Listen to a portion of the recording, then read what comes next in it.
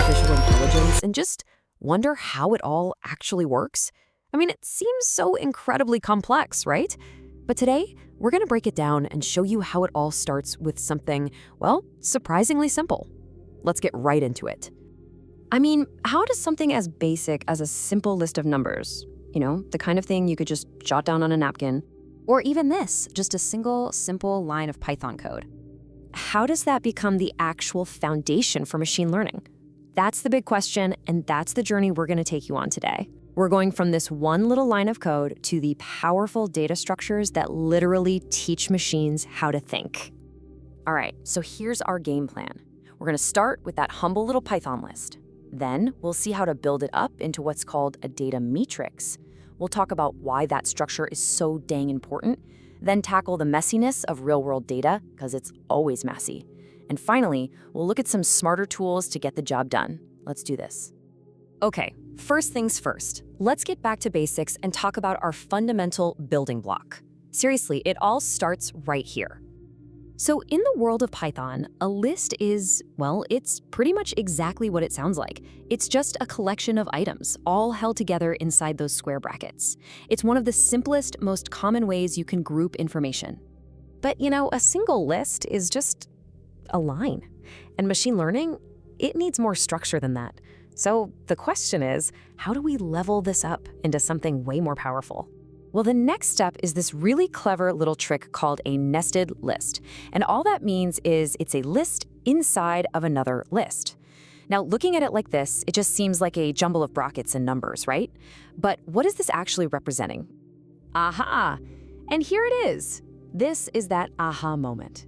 That messy-looking nested list, it's really just a super simple way to create a grid, or a matrix, or, what most of us would just call a spreadsheet. See? Each of those inner lists just becomes a row in our table. And just like that, a bunch of code becomes organized data. Okay, so how do we grab one specific piece of data from this grid? It's simple. We use two indexes. The first one is for the row, and the second one is for the column. Now, here's a super important little detail you have to remember. Computers always start counting from 0. So if we ask the code for data 1-1, we're not saying first row, first column. We're actually telling the computer, go to the second row, then the second column, and boom, that lands us right on the number 5. So now that we know how to build this grid, let's talk about why it matters so much.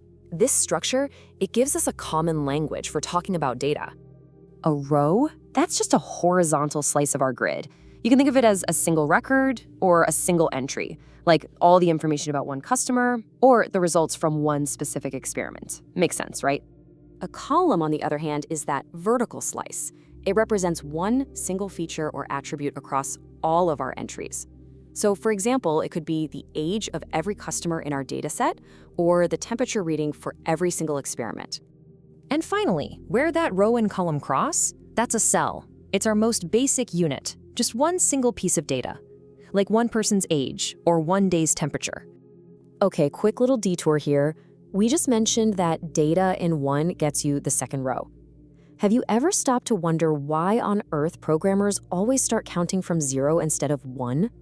Well, it's actually pretty simple. It's because we're basically talking to the machine in its native language. See, computers think in binary. That's the system of just zeros and ones. And since the very first value in that system is 0, well, the entire logic of programming just follows suit. That's why how we count positions in a list starts there too.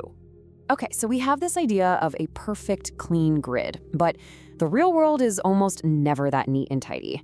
And that, right there, brings us to one of the single biggest challenges in all of machine learning. The data we actually get our hands on is usually raw data, and believe me, it's messy. We're talking missing values, numbers all mixed up with text, just all kinds of inconsistencies. Before any machine can even begin to learn from it, we have to transform it into clean data, something that's structured, complete, and consistent. So if you take one thing away, let it be this. The very first, and you could argue the most important step in any machine learning project isn't building some fancy model.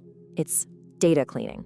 You have to start with that raw mess, you have to clean it and structure it, and only then do you have something a model can actually learn from. Now, because dealing with data is so fundamental, it makes sense that Python gives us even smarter tools than just nested lists to handle it. Let's take a look at a couple of them. Okay, so on the left, you can see our familiar nested list, but on the right, we have something called a dictionary.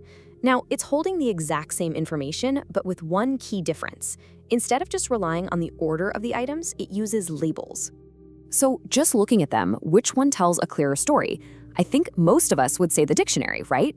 Instead of having to remember index positions, it uses these descriptive keys like apple and ball.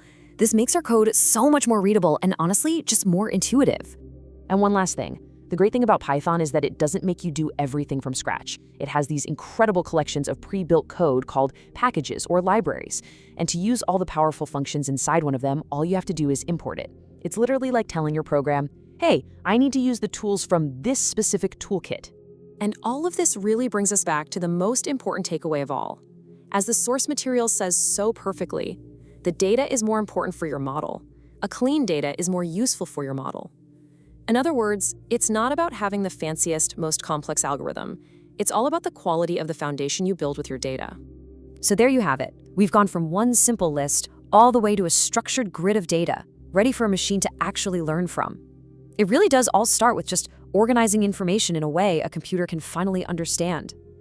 And that leaves us with just one last question for you. Now that you have a peek behind the curtain, what problems will you teach a machine to solve?